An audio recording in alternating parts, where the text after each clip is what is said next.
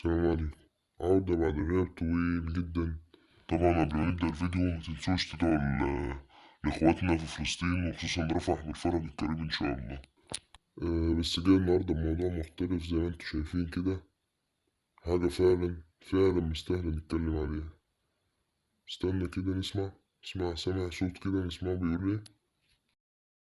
والد الأدير عبد الرازق في قانون يمنع ان انا البس لبس عريان. يقول لك ده انا بنورك، ده انا بقول لك يا حاج، انت بتقول ايه؟ عايزك تشوف الفيديو ده كده قبل ما تتكلم. القصه اللولبيه عليا هلا بيا.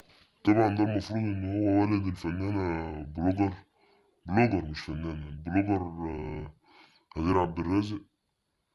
ومش عارف بصراحة هو بيقول ايه، هو بيدافع وخلاص، بيدافع بكم من، مش عايز اشتم.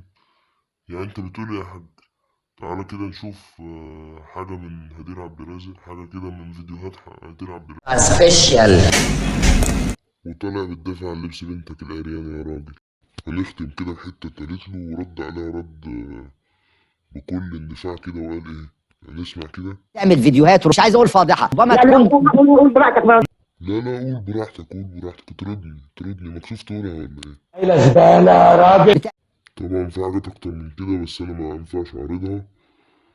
واختم بكده، كفاية كده يا حاج، كفاية عليك كده.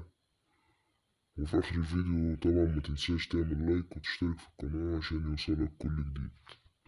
واستنوني مع شيخ الحار.